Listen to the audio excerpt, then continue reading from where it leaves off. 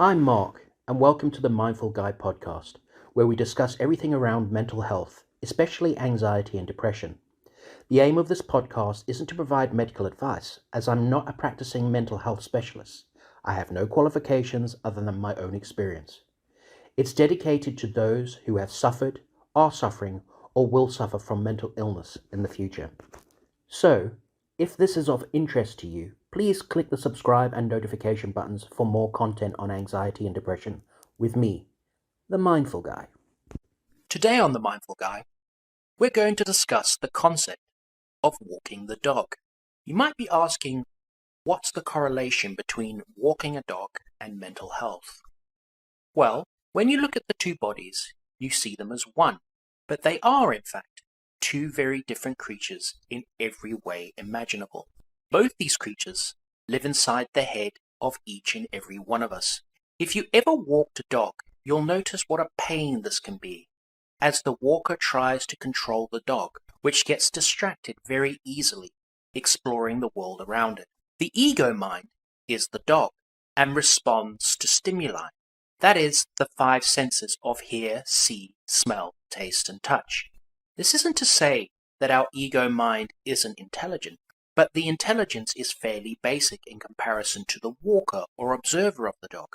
The walker, on the other hand, is of a higher understanding, as it wrestles and redirects the ego mind from what's a real distraction worth getting involved in and what isn't.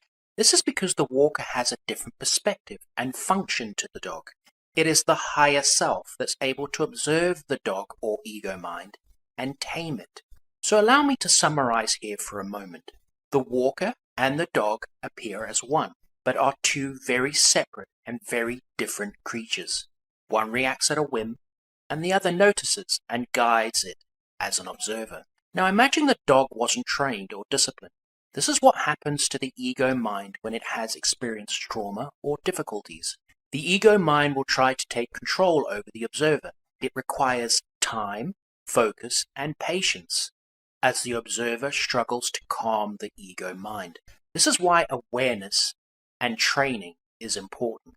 By being aware of your thoughts and their triggers, it will give the observer inside of you a better idea of how to handle the situation without judgment.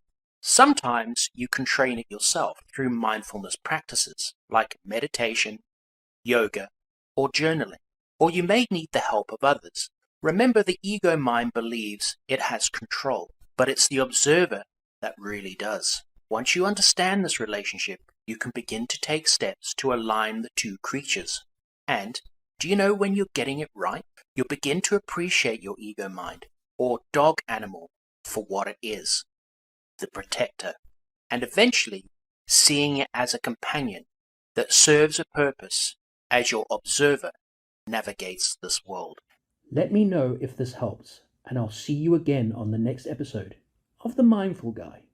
If you like what you hear and this is of interest to you, please click the subscribe and notification buttons for more content on anxiety and depression with me, the Mindful Guy.